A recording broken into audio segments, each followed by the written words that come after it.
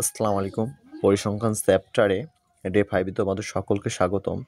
আজকে আমরা ডে 5 এ প্রচুরক নির্ণয় করা শিখব। এবং প্রচুরক জিনিসটা আসলে কি?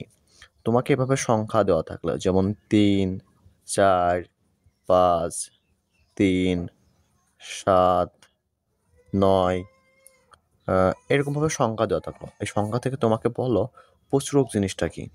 দেখো এখানে সংখ্যার মধ্যে এইগুলো সংখ্যা, এই যে 6টা সংখ্যার মধ্যে দেখো প্রচুর সংখ্যা কোনটা আছে? এই 3টা, তাই না?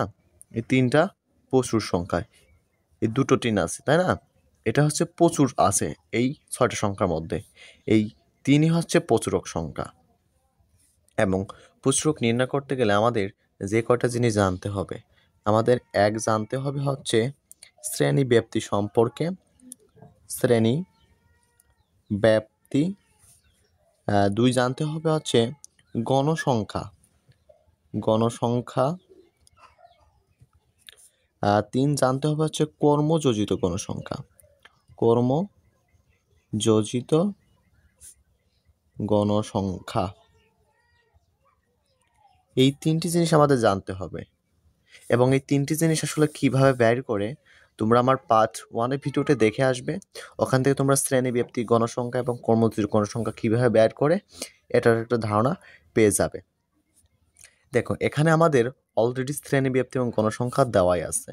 তোমাকে এইভাবে বের করে নিতে হবে গণসংখ্যা আর শ্রেণী ব্যাপ্তি, এই দুটো জিনিস বের করে তোমাকে প্রচুরক নির্ণয় করতে হবে। এখন প্রচুরক নির্ণয় করতে গেলে আমাদের কয়টি এখানে তিনটি কলামের প্রয়োজন হবে। যে এইভাবে দাগ দেওয়া থাকে না, এটাকে বলা হয় কলাম। আর দেখো এখানে সারণী কয়টা দেওয়া আছে? 7টা। আর এই টাইটেলের জন্য 8টা। আমরা এখানে দাগিয়ে নিব এই সারণীগুলো। প্রথমে রাখবো হচ্ছে 3টা কলাম, তাই না? 1টা, 2 আর 1 3টা কলামের জন্য রেখে দিলাম। আর সারণী কয়টা আছে? প্রথমটা রাখবো হচ্ছে টাইটেলের জন্য, তাই না? পরে 7টি হচ্ছে সারণী, 1, 2, 3, 4,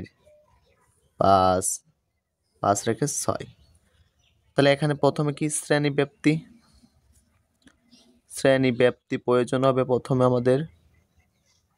তারপরে কি গণসংখ্যা, তারপরে কি কর্মযোজিত গণসংখ্যা, তাই না? কর্মযোজিত গণসংখ্যা। শ্রেণীব্যাপ্তি দেখো এখানে 31 থেকে কত আছে? 40, 41 থেকে 50, 51 থেকে 60, 61 থেকে 70, 71 থেকে 80, 81 থেকে 90 এবং 91 থেকে 100। এখানে দেখো গণসংখ্যা দেওয়াই আছে এখানে অলরেডি। প্রথমে কি 4, 6, 8, 12, 9, 7, 4। এখানে শ্রেণী ব্যাপ্তি এবং গণসংখ্যা দেওয়াই আছে, আমরা এখানে যেটা লিখে নিলাম। এবার আমাদের প্রয়োজন কি কর্মযোজিত গণসংখ্যা, তাই না? প্রথমে কি এখানে এই 4টা এখানে রেখে দেব। 4, এই 4 আবার কি 6 এর সাথে যোগ করব। 6 আর 4 কত হচ্ছে? 10, 10 আর 8 যোগ করলে 18, 18 আর যদি 12 যোগ করা হয় তাহলে কত হচ্ছে? নিশ্চয়ই 30, 30 আর যদি 9 যোগ করা হয় তাহলে 39, 39 আর 6 যোগ করলে কত হচ্ছে? 39 আর 6 যোগ করলে 46 হচ্ছে। 46, 46 আর 4 যোগ করলে 50, তাই না? 50। তাহলে কর্মযোজিত গণসংখ্যা লাস্টে হলো 50 এবং এন গণসংখ্যাকে আমরা এন দ্বারা প্রকাশ করা হয়ে থাকে। এন ইজ ইকুয়াল টু কত হবে? 50 হবে। এই গণসংখ্যার লাস্টে যোগ করে যত হবে, কর্মযোজিত গণসংখ্যা লাস্টেও তত হবে। যদি যোগ করে যদি 50 না হয় এবং কর্মযোজিত গণসংখ্যা যোগ করে যদি লাস্টে 50 না হয়, এই দুটো যদি মিল না হয় তাহলে ভাববা যে কোথাও না কোথাও আমাদের ভুল হয়েছে।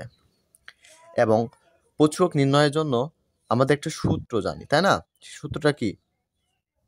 L plus F1 by F1 plus F2 into H, তাই না? এটা হচ্ছে প্রচুরক নির্ণয়ের জন্য সূত্র। এবং এল জিনিসটা আমাদের এই মানগুলো প্রয়োজন হবে কি? প্রথমে প্রয়োজন হবে এল এর মান, তাই না? এল জিনিসটা কি? এই যে গণসংখ্যা কত আছে? 50। এই 50কে আমরা 2 দিয়ে ভাগ দিব। দেখো 50 ভাগ 2 করলে কত হচ্ছে? 25। এবং গণসংখ্যা প্রথম থেকে আমরা গুনবো যে 25 সংখ্যাটা কোথায় আছে, 25টা কোথায় আছে। দেখো 4 আর 6 যোগ করলে 10 হচ্ছে, 10 আর 8 যোগ করলে কত হচ্ছে 18, 18 আর 12 যোগ করলে 30 হচ্ছে। তাহলে 25-এর মানটা কোথায় আছে? এই 12 সোজাসুজি, এই 12 সোজাসুজি এসেই এই শ্রেণীব্যাপ্তির নিম্ন মান তথা হচ্ছে 61 হবে আছে এল। প্রথমে কি করছি 50, এই গণসংখ্যাকে 50 দিয়ে আমরা 2 দিয়ে ভাগ দিয়েছি, ভাগ দিয়ে 25 পাইছি। প্রথম থেকে গণসংখ্যা আমরা গুনেছি, গণসংখ্যা গুনে এই 12 সোজাসুজি এসে কি প্রচুরক হয়েছে, তাই না? এই গণসংখ্যার 12 হচ্ছে প্রচুরক, এই সোজাসুজি এসে শ্রেণীব্যাপ্তির নিম্নমান হবে হচ্ছে এল এর মান। আর F1 কি? এই যে প্রচুরক বিয়োগ উপরের সংখ্যা। তাহলে 12 বিয়োগ যদি 8 দাও তাহলে কত হচ্ছে? 12 বিয়োগ 8 দিলে 4 হচ্ছে, তাই না? 12 বিয়োগ 8 দিলে কত? 4 হচ্ছে। তাহলে আমরা F1 সমান কত জানি? F1 সমান হচ্ছে 4 আর L সমান জানি কি 61। এবার আমাদের প্রয়োজন কি? F2 এর মান, তাই না? F2 প্রয়োজন হচ্ছে F2। এর বিপরীত দেখো 12 বিয়োগ 9 করব, 12 বিয়োগ 9 করলে কত আছে? 3। এই 3টা হলো F2 এর মান। এবং এইচটা কি? এইচটা দেখো ব্যবধান, তুমি হচ্ছে 31 থেকে 40 পর্যন্ত ব্যবধান দেখো, 31 টাকে গণো, 31 টাকে গুনলে পারে 40 পর্যন্ত হবে 10। এর ব্যবধান কত হবে? এইচ সমান হচ্ছে 10। এবার আমাদের এটাকে ক্যালকুলেশন করতে হবে। প্রথমে 61, এল এর মান কত? 61 প্লাস তারপর F1 সমান কত পাইছি? 4 ভাগ কত?